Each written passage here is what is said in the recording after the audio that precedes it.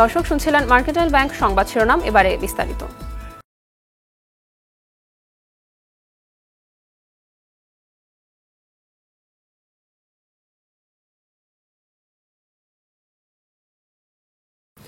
দ্বাদশ জাতীয় সংসদের বাজেট অধিবেশন ও ২০২৪ সালের তৃতীয় অধিবেশন শুরু হচ্ছে আজ। স্পিকার ডক্টর শিরিন শারমিন চৌধুরীর সভাপতিত্বে বিকেল ৫টায় অধিবেশন শুরু হবে। ২.৫ লাখ কোটি টাকার বিশাল ঘাটতি মাথায় নিয়ে ঋণ ও করের বোঝা আরও এক ধাপ বাড়িয়ে আগামীকাল জাতীয় সংসদে উত্থাপন হতে যাচ্ছে ২০২৪-২৫ অর্থবছরের বাজেট। এবারের বাজেটের আকার হতে পারে ৭,৯৬,৯০০ কোটি টাকা। আয়ের লক্ষ্য ৫,৪১,০০০ কোটি। তারপরও ঘাটতি থেকে যাবে প্রায় ২,৫৬,০০০ কোটি টাকা। আগামী বাজেটের সম্ভাব্য নানা দিক তুলে ধরছেন সেলিম মালিক। এমন এক সময় অর্থমন্ত্রী বাজেট দিতে যাচ্ছেন যখন ইউক্রেন যুদ্ধে টালমাটাল বৈশ্বিক অর্থনীতি ঘুরে দাঁড়ানোর আগেই নতুন করে ইসরায়েল ফিলিস্তিন সংকট, বাজারে পণ্যের রেকর্ড দাম, চরম ভোগান্তিতে ফুঁসছে নিম্ন ও মধ্যবিত্ত। তলানির দিকে কেন্দ্রীয় ব্যাংকের রিজার্ভ, ডলারের বিপরীতে টাকার মান কমেছে, ব্যাহত হচ্ছে আমদানি, রপ্তানি রেমিটেন্সে নেই সুখবর। এমন বাস্তবতায় জাতীয় সংসদে চলতি অর্থ বছরের চেয়ে ৪.৬% বাড়িয়ে ৭,৯৬,৯০০ কোটি টাকা রেকর্ড বাজেট ঘোষণা করতে যাচ্ছে সরকার। আওয়ামী লীগ সরকারের টানা চতুর্থ মেয়াদের প্রথম বাজেটে বাড়ছে না আলোচিত জিডিপির প্রবৃদ্ধি, উল্টো 0.৭৫% কমিয়ে প্রবৃদ্ধির লক্ষ্যমাত্রা নির্ধারণ করা হচ্ছে ৬.৭৫%। বাজেটে উন্নয়ন খাতের খরচও কাটছাট করা হচ্ছে। চলতি অর্থ বছরের লক্ষ্যমাত্রার তুলনায় ৬% বেশি কমিয়ে এডিবিতে বরাদ্দ রাখা হয়েছে ২,৬৫,০০০ কোটি টাকা। বাজেটের আকার যেমন বড়, এর বিপরীতে রাজস্ব আয়ের লক্ষ্যমাত্রাও সুবিশাল, প্রায় ৭.৫% বৃদ্ধি করে বিশাল এই খরচের বিপরীতে রাজস্ব আয়ের লক্ষ্য ধরা হচ্ছে ৫,৪১,০০০ কোটি টাকা। এত টাকা আয়ের পরও এবার বাজেটে ঘাটতি থাকবে ২,৫৫,৯০০ কোটি, যা চলতি অর্থ বছরের তুলনায় 0.৭৫% কম। বাজেট ঘাটতি জিডিপির ৪.৫৭%, আর তা পূরণে দেশি ও বিদেশি উৎস থেকে ঋণের উপরে সরকারকে নির্ভর করতে হবে। অর্থ মন্ত্রণালয়ের তথ্যে এবার দেশের ব্যাংক ব্যবস্থা ও অভ্যন্তরীণ উৎস থেকে ১.৫ লাখ কোটি টাকা ঋণের লক্ষ্যমাত্রা নির্ধারণ করা হচ্ছে, আর বিদেশি উৎস থেকে ঋণ নেওয়া হবে ১,২৫,০০০ কোটি টাকা। তবে এবার বাজেটের মোট বরাদ্দের ১,২৮,০০০ কোটি টাকা খরচ হবে কেবল আগের নেওয়া ঋণের সুদ পরিশোধেই। অস্থিতিশীল অর্থনীতি আর বাজারের পণ্যের অস্বাভাবিক দাম, এর মধ্যেই 0.৫% কমিয়ে আগামী অর্থ বছরে ৬% মূল্যস্ফীতি ধরে রাখার প্রত্যাশা নিয়ে জাতীয় সংসদে নতুন অর্থ বছরের বাজেট ঘোষণা করবেন অর্থমন্ত্রী। সেলিম মালিক, RTV, ঢাকা।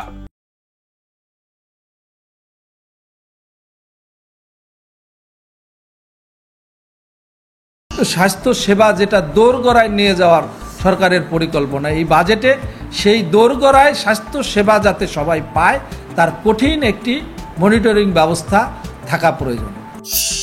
আয়ের সঙ্গে ব্যয়ের সঙ্গতি সাধারণ মানুষের না থাকায় অনেক সময় তারা ঝিমিয়ে যায়, তারা অনেক কাজে এইটা সরকারের অন্তত এটা সুদৃষ্টি রাখা উচিত। সরকার এমনভাবেই বাজেটটা করবেন যাতে হচ্ছে গিয়ে আমরা দ্রব্যমূল্য সুন্দর মতো চলে, আমরা সংসার ভালো মতো করতে পারি। সর্বোচ্চ বাজেটটা শিক্ষা খাতে, চিকিৎসা খাতে, ডাক্তারের ক্ষেত্রে দেওয়া উচিত। যে ইনকাম, এই ইনকাম দিয়ে আমাদের একটা বাচ্চাকে পড়াশোনা করাবো না সংসার চালাবো, এটা আমাদের জন্য খুব দুষ্কর। তাই আমি মনে করবো যে আমরা আমাদের গরিবদের দিকে দেখে যদি একটা বাজেট করা হইতো, বাজারের নিয়ন্ত্রণ করে, তাহলে আমাদের জন্য এটা ভালো হইতো। এই বাজেটে যেন আমাদের কৃষিদের জন্য একটু বাজেট ভালো থাকে, সেই সহায়তা করার জন্য সরকার প্রতি আহ্বান জানাই।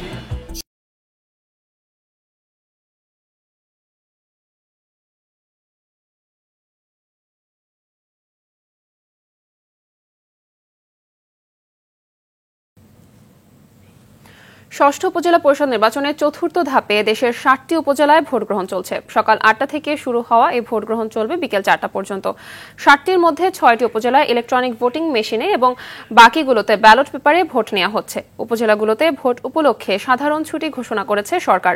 এদিকে নির্বাচনের শৃঙ্খলা রক্ষা, ভোট কেন্দ্রের সার্বিক নিরাপত্তা নিশ্চিত করতে মাঠে আছেন র্যাব, পুলিশ, বিজিবি, আনসার বাহিনী সহ আইনশৃঙ্খলা বাহিনীর সদস্যরা। তবে ঘূর্ণিঝড় রেমালের কারণে স্থগিত হওয়া 20 উপজেলার ভোট অনুষ্ঠিত হবে আগামী 9 জুন।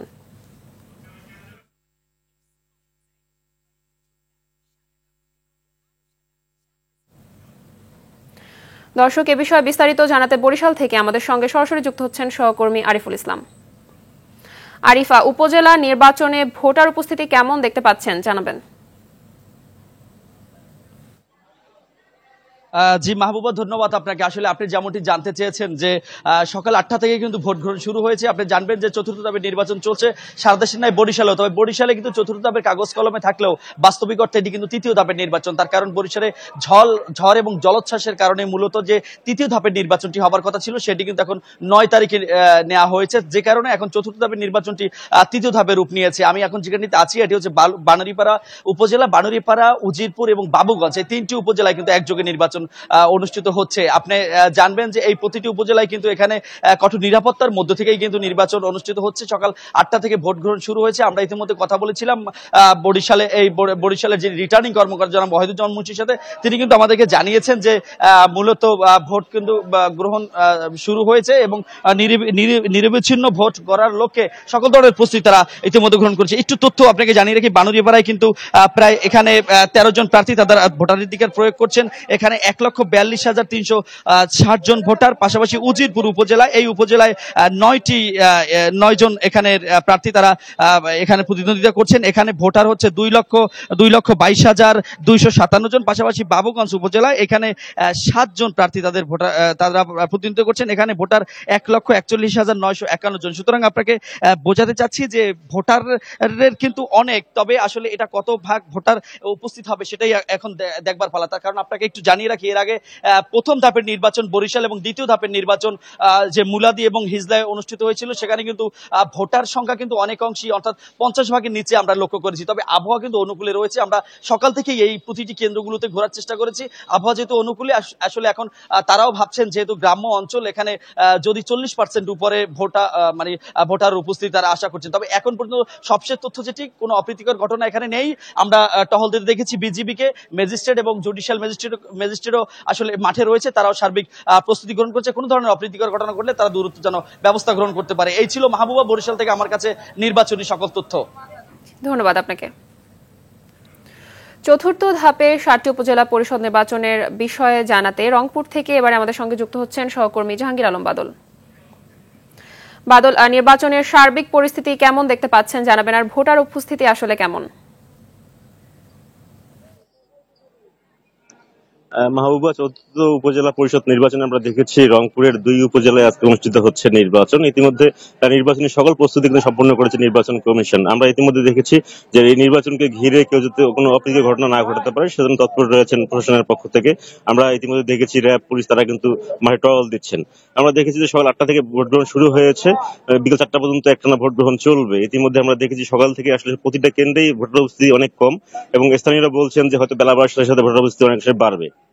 আমি যে কেন্দ্রে রয়েছে এই কেন্দ্রে প্রায় 3,093টি ভোটার রয়েছেন। এখন পর্যন্ত আমরা দেখেছি যে আসলে সকাল থেকে ভোটার উপস্থিতি খুবই কম, কারণ সাধারণ ভোটাররা 2-1 করে ভোট কেন্দ্রে আসছেন, ভোট দিচ্ছেন। এবং আসলে আমরা দেখেছি এর মধ্যে কিন্তু আসলে সাধারণ মানুষ যেটা বলছেন যে হয়তো দুপুরের পর নাগাদ হয়তো প্রতিটি কেন্দ্রে হয়তো উৎসবমুখর পরিবেশে ভোটাররা ভোট দিতে আসবেন। ইতিমধ্যে আমরা দেখেছি 2 উপজেলায় প্রায় 19 জন প্রার্থী চেয়ারম্যান, ভাইস চেয়ারম্যান এবং মহিলা ভাইস চেয়ারম্যান পদে প্রতিদ্বন্দ্বিতা করছেন। এর মধ্যে আমরা দেখেছি যে 2 উপজেলায় প্রায় 4 লাখ ভোটার তারা কিন্তু আজকে তাদের ভোটাধিকার দিয়ে নতুন চেয়ারম্যান নির্বাচিত করবেন। ইতিমধ্যে এই নির্বাচনকে ঘিরে 2 উপজেলায় কিন্তু কঠোর ব্যবস্থা নিয়েছে প্রশাসনের পক্ষ থেকে। নিয়মিত র্যাব, পুলিশ তারা কিন্তু মাঠে কাজ করছেন। আমরা ইতিমধ্যে লক্ষ্য করেছি যে নির্বাচনকে আসলে একটা উৎসবের যে আসলে থাকার কথা সেটি কিন্তু অনেক নেই, কারণ অনেক কেন্দ্রে আমরা দেখেছি সাধারণ পুলিশ, আনসার তারা কিন্তু অবসর সময় কাটাচ্ছেন। এখানে কিন্তু এখন পর্যন্ত ভোটারকে অনেকেই আসছেন না। তারা বলছেন যে হয়তো বেলা বাড়ার সাথে সাথে ভোটার উপস্থিতি বাড়তে পারে। এর পাশাপাশি আমরা লক্ষ্য করেছি যে নির্বাচন অনেকাংশেই প্রার্থীদের আসলে কোনো প্রকার প্রভাব যাতে না পড়ে এবং সবাই যাতে উৎসবমুখর পরিবেশে ভোট দিতে পারে সেজন্য নির্বাচন পক্ষ থেকে ব্যবস্থা গ্রহণ করা হয়েছে এবং নির্বাচন অবাধ, সুষ্ঠু, নিরপেক্ষ হবে বলে নির্বাচন কর্মকর্তা আমাদেরকে জানিয়েছেন। এই নির্বাচন আমরা দেখেছি যে আসলে ইতিপূর্বে যে দফায় নির্বাচন অনুষ্ঠিত হয়েছে সেই তুলনায় নির্বাচন কিন্তু অনেকাংশে একটা উৎসবের আমেজ কমে গিয়েছে। তা হাবিবা, এই ছিল আমার কাছে রংপুরের নির্বাচনের সর্বশেষ খবর। ধন্যবাদ আপনাকে। আজ বিশ্ব পরিবেশ দিবস। বিশ্বের অন্যান্য দেশের মতো বাংলাদেশেও নানা কর্মসূচির মধ্য দিয়ে দিবসটি পালিত হবে।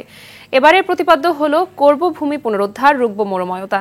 গেল শতাব্দীতে পরিবেশ বিপর্যয় ধারণাটির প্রচলন শুরু হলেও এর প্রকোপ চলতি শতাব্দীতে তীব্র আকার ধারণ করেছে। বৃক্ষ নিধন, নদী ভরাট, অপরিকল্পিত নগরায়ন এবং জলবায়ু পরিবর্তনে চলমান দুর্যোগে জনজীবন বিপর্যস্ত। কার্বন নিঃসরণের বর্তমান ধারা অব্যাহত থাকলে পৃথিবীকে বাঁচানো অসম্ভব বলে মত বিশেষজ্ঞদের। শাকিলা করিমের রিপোর্ট।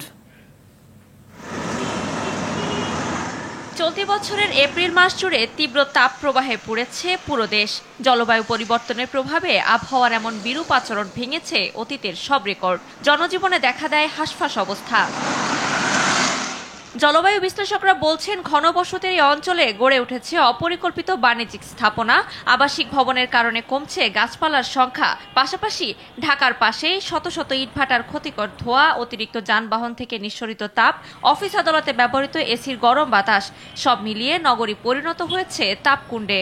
যে পরিমাণ কার্বন নিঃসরণ করছেন, সেই পরিমাণ কার্বন যদি সিঙ্ক বলা হয়, কার্বন গ্রহণ করার জন্য সেই পরিমাণ বন না থাকে, তাহলে যতখানি টেম্পারেচার বাড়বে তার চেয়ে বেশি অনুভূত হবে। পিচ ডালা পথ, কংক্রিটের বিল্ডিং, বা আপনি এই যে এসি, যে বিভিন্ন এসি আমরা বসে আছি, এখানে ঠান্ডা, বাইরে গরম দিচ্ছি। পরিস্থিতি মোকাবেলায় জনসচেতনতার পাশাপাশি এই খাতে সরকারি বরাদ্দ বাড়িয়ে যথাযথ পরিকল্পনা প্রণয়ন জরুরি। তা না হলে বিপর্যয়ের কবলে হারিয়ে যেতে পারে জীববৈচিত্র্যের বিরাট একটি অংশ। লাখ লাখ প্রাণী কিন্তু তার ম্যাস এক্সটিংশন যেটা বলি, যে অস্তিত্ব হারাবে। তার মানে হলো সুন্দরবন বলি বা আমাদের হিমালয় বলি, যে প্রকৃতির যে সম্পদগুলো, এগুলোকে সুরক্ষার জন্য সর্বোচ্চ অগ্রাধিকার আমাদের দিতে হবে। বাজেটে আমাদের দুর্যোগের প্রতিকারে না, কিন্তু দুর্যোগ প্রতিরোধে বরাদ্দ দিতে হবে বেশি করে। এমন যখন পরিস্থিতি, তখন জলবায়ু পরিবর্তনের বিষয়টি নিয়ে দ্রুত যথাযথ উদ্যোগের আহ্বান পরিবেশ কর্মীদের।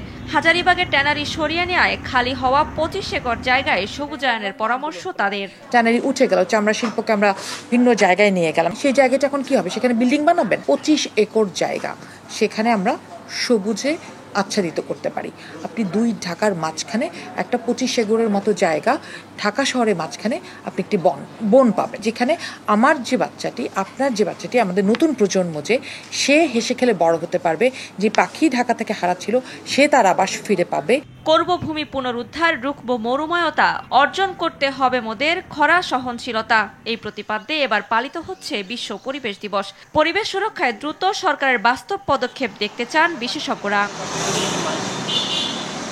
শাকিলা করিম, RTV, ঢাকা। আরও একবার প্রধানমন্ত্রী হতে চলেছেন নরেন্দ্র মোদী। এই নিয়ে টানা তৃতীয়বার প্রধানমন্ত্রী হবেন তিনি। এর মাধ্যমে স্বাধীন ভারতের প্রথম প্রধানমন্ত্রী জওহরলাল নেহরুর পাশে নিজের নাম খোদাই করতে চলেছেন মোদী। যদিও নেহরুর মতো একক সংখ্যাগরিষ্ঠতা অর্জন করতে ব্যর্থ হয়েছেন। ইমতিয়াজ আহমেদের রিপোর্ট। মঙ্গলবার লোকসভা নির্বাচনের ফলাফলে নরেন্দ্র মোদীর দল বিজেপি এককভাবে সর্বোচ্চ আসন পেলেও বিজেপি নেতৃত্বাধীন এনডিএ জোট 300 আসনও ছুঁতে পারেনি। ফলাফলে দেখা যায়, টানা 1 দশক পর প্রবলভাবে ঘুরে দাঁড়িয়েছে কংগ্রেস নেতৃত্বাধীন ইন্ডিয়া জোট। সরকার গঠন করলেও প্রধানমন্ত্রী হিসেবে নরেন্দ্র মোদীকে এখন থেকে হতে হবে পরমুখাপেক্ষী। তার ঘাড়ে প্রতিনিয়তই শ্বাস ফেলবে বিরোধী ইন্ডিয়া জোট। ভারতের নির্বাচন কমিশন ও গণমাধ্যমের তথ্য মতে বিজেপি নেতৃত্বাধীন এনডিএ জোট পেয়েছে 286 আসন, বিজেপি পেয়েছে 240 আসন। এককভাবে সরকার গঠনের জন্য 272 ম্যাজিক ফিগারের কাছে পৌঁছাতে ব্যর্থ বিজেপি। তাই সরকার গড়তে হলে বিজেপিকে নির্ভর করতে হবে প্রধানত 2 শরিক, নীতিশ কুমারের জেডিইউ ও অন্ধ্রপ্রদেশের চন্দ্রবাবু নাইডুর দল তেলুগু দেশম পার্টির উপর। এই 2 দলের সম্মিলিত আসন 28টি। অন্যদিকে ইন্ডিয়া জোট পেয়েছে 202টি আসন, শুধুমাত্র কংগ্রেস পেয়েছে 99টি আসন। এই ফলাফলে কংগ্রেস স্বভাবতই উৎফুল্ল। মঙ্গলবার এক সংবাদ সম্মেলনে কংগ্রেসের তরফে বলা হয়, এই ফল প্রধানমন্ত্রী নরেন্দ্র মোদীর রাজনৈতিক ও নৈতিক পরাজয়। গোটা নির্বাচনটাই বিজেপি লড়েছিল মোদীর নামে, যাবতীয় গ্যারান্টিও দিয়েছিলেন মোদী। এটা ছিল তার পক্ষে অথবা বিপক্ষের গণভোট। জনগণ রায় দিয়েছে মোদীর বিরুদ্ধে। ইমতিয়াজ আহমেদ, RTV। দর্শক, এ বিষয়ে আরও জানাতে ভারতের দিল্লি থেকে সরাসরি যুক্ত হচ্ছেন সহকর্মী পরমাশিস ঘোষ রায়। পরমাশিস, ভারতের লোকসভা নির্বাচনে কেউই তো একক সংখ্যাগরিষ্ঠতা পায়নি আমরা জানি, তো এই মুহূর্তে আসলে কারা সরকার গঠন করবে বলে মনে করা হচ্ছে? এই মুহূর্তে যেটা খবর সেটা হচ্ছে যে আপকি বার 400 পার প্রধানমন্ত্রী নরেন্দ্র মোদী এবারে 18তম লোকসভা নির্বাচনের আগে গোটা দেশব্যাপী এবং পশ্চিমবঙ্গে বারবার যখন তিনি বিভিন্ন রাজনৈতিক প্রচারে এসেছেন সবসময় তিনি বলেছেন আপকি বার 400 বার। সেই জায়গায় দাঁড়িয়ে কিন্তু নরেন্দ্র মোদীর এই কথাটা কিন্তু সেই মাত্রা সফল হলো না। তারা কিন্তু এককভাবে মাত্র 240টি আসন পেয়েছে, 272টি আসন পেলে কিন্তু একক সংখ্যাগরিষ্ঠতা পেত। সেই জায়গা থেকে তিনি পেয়েছেন 286টা আসন, অর্থাৎ এনডিএ জোট পেয়েছে 286টি আসন এবং কংগ্রেসের নেতৃত্বাধীন কিন্তু ইন্ডিয়া জোট পেয়েছে 202টি আসন। সেই জায়গা থেকে এই মুহূর্তে কংগ্রেসের এনডিএর কাছে কিন্তু এই যে এনডিএর কাছে যে বিরোধীদের যে একটা এই সফলতা সেটা কিন্তু প্রতি মুহূর্তেই কিন্তু একটা দীর্ঘ নিঃশ্বাস হয়ে দাঁড়ালো সরকার গঠনের ক্ষেত্রে। যদিও এই মুহূর্তে নরেন্দ্র মোদী গতকাল রাত্রেই দিল্লির দীনদয়াল উপাধ্যায় যে কেন্দ্রীয় কার্যালয় রয়েছে বিজেপির, সেখানে কিন্তু সংবাদ সম্মেলন করেছেন এবং জাতির উদ্দেশ্যে ভাষণ দিয়েছেন, ভোট কর্মীদেরকে আশ্বস্ত করেছেন যে সরকার তিনি গঠন করতে পারবেন। তার কারণ একটাই, জেডিইউ নেতা নীতিশ কুমার এবং অন্ধ্রপ্রদেশের যিনি তেলুগু দেশম পার্টির নেতা চন্দ্রবাবু নাইডু, তার সঙ্গে তার টেলিফোনে বার্তাও হয়েছে। সেই জায়গা থেকে দাঁড়িয়ে কিন্তু তারা যে সরকার গঠন করবে সেই জায়গাটাতে নিশ্চিত। কিন্তু সেই জায়গা থেকে দাঁড়িয়েও কিন্তু আজকে ভারতীয় সময় বেলা 11টায় ইন্ডিয়া জোটের যিনি কংগ্রেসের সভাপতি মল্লিকার্জুন খার্গের বাসভবনে কিন্তু ইন্ডিয়া জোটের যে রাজনৈতিক বৈঠক আছে সেই বৈঠকের পরে তারা সংবাদ সম্মেলন করে জানাবেন রাজনৈতিক সমীকরণ কিন্তু একটা অন্যদিকে ঘুরলেও ঘুরে যেতে পারে। কিন্তু এই মুহূর্তে যেটা খবর, এনডিএ জোটই কিন্তু সরকার গঠন করতে চলেছে এবং প্রধানমন্ত্রী নরেন্দ্র মোদী কিন্তু তৃতীয়বারের জন্য সরকার গঠন করবেন এবং তিনি প্রধানমন্ত্রী হবেন, এটা কিন্তু এখনই ধরে নেওয়া যেতে পারে। সেই জায়গা থেকে দাঁড়িয়েও এই যে রাজনৈতিক সমীকরণ যদি বদল হতে পারে তাহলে কিন্তু একটা নতুন অঙ্ক দেখা দিতে পারে ভারতবর্ষের জাতীয় রাজনীতিতে। সেটা কিন্তু এখন শুধু অপেক্ষমান, সেই অপেক্ষায় আমরা থাকবো। কিন্তু এই মুহূর্তে যেটা বড় খবর সেটা হচ্ছে যে বিজেপি কিন্তু একক সংখ্যাগরিষ্ঠতা পেল না, আপকি বার 400 পার সে কথা কিন্তু একেবারে মিথ্যে হয়ে গেল সেই অর্থে। কেননা একক সংখ্যাগরিষ্ঠতা 272টা যে আসন পাওয়ার কথা ছিল বিজেপির, সেই জায়গাটা কিন্তু মুছে গেল। এবং জি পরমাশিস, আপনি আমাদের সঙ্গেই থাকুন, পরবর্তীতে আপনার সঙ্গে আবার যুক্ত হব। ধন্যবাদ আপনাকে।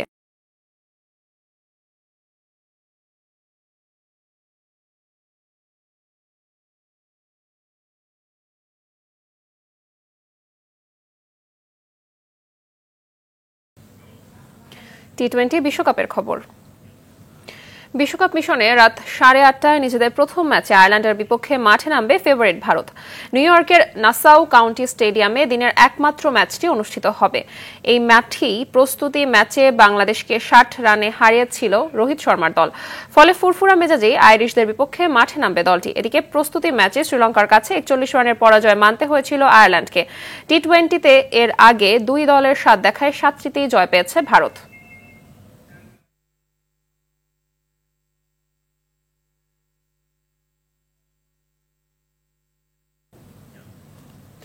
মৌলভীবাজার সদরসহ 7 উপজেলায় ছোট বড় 3 শতাধিক পশুর খামার গড়ে উঠেছে। ঈদকে ঘিরে ইতিমধ্যেই শুরু হচ্ছে কোরবানির পশু কেনাবেচা।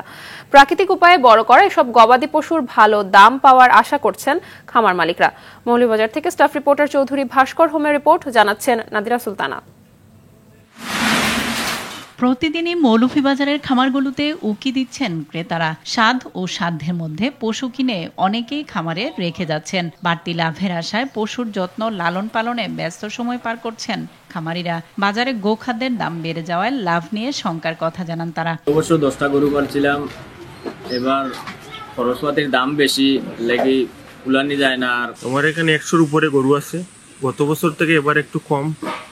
খাবারের দাম বাড়ার কারণে যদি আমরা ব্যবসা করে খাবার দিয়ে করে যদি বছর শেষে প্রফিট না হয় তাহলে তো এটা করে লাভ নেই। জেলা প্রাণী সম্পদ অধিদপ্তর জানায় মৌলভীবাজারে গরু, ছাগল, মহিষ সহ কোরবানির জন্য প্রস্তুত রয়েছে 96,728টি পশু, আর ঘাটতি রয়েছে 25,445টি। অন্য জেলা থেকে পশু এনে ঘাটতি পূরণ করা হবে। 5-7 বছর ধরে আমি ফালি আর এবার কুরবানির বেশি লেই ওজন হইল 1200 কেজি প্লাস।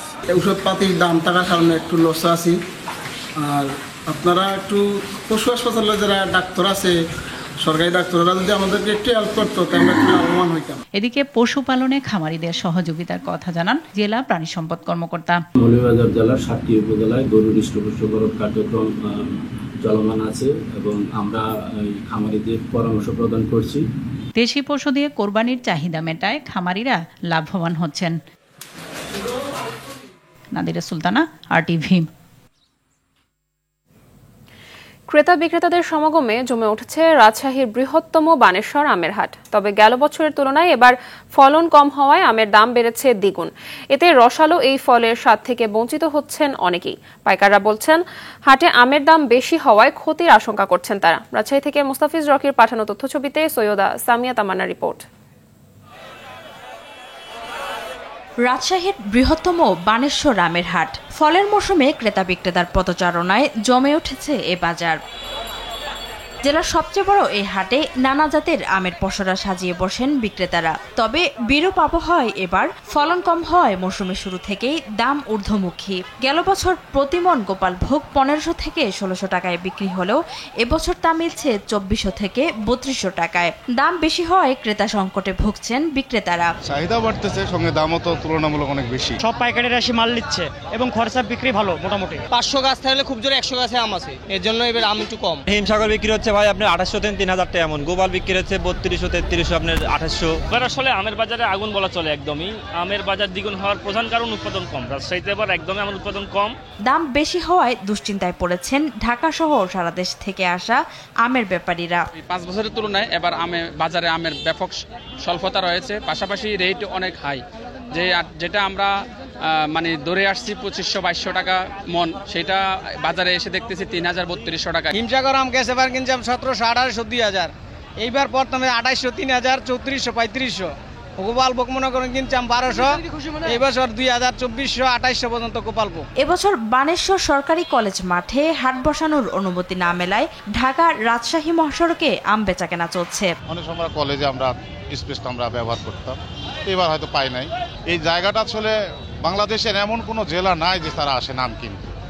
তো আসলে এখন তো পাচ্ছে না, এখন কি করবো, আমরা তো অসহায় হয়ে গেছি। সাধারণ মানুষ কষ্ট পাচ্ছে, মহাসড়কে হাট লাগানো সরকারের থেকে নির্দেশ নিষেধ আছে, তারপর আমরা অসহায়। এটা ছাড়া তার কোনো আমার বিকল্প কিছু নাই। কৃষি বিভাগের তথ্য অনুযায়ী জেলায় এবছর 19,602 হেক্টর জমিতে আমের আবাদ হয়েছে। সৈয়দা সামিয়া তামান্না, RTV।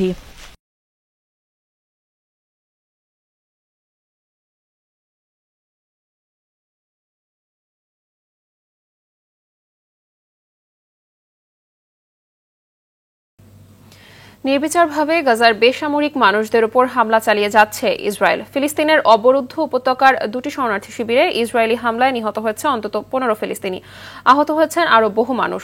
মধ্য গাজার বুরেইজ ও মাগাজি শরণার্থী শিবিরে ইসরায়েলি হামলায় হতাহতের এই ঘটনা ঘটে। এদিকে গাজা থেকে ইসরায়েলি সেনা প্রত্যাহার ও স্থায়ী যুদ্ধবিরতি না হলে যুদ্ধবিরতি প্রস্তাব মানবে না হামাস।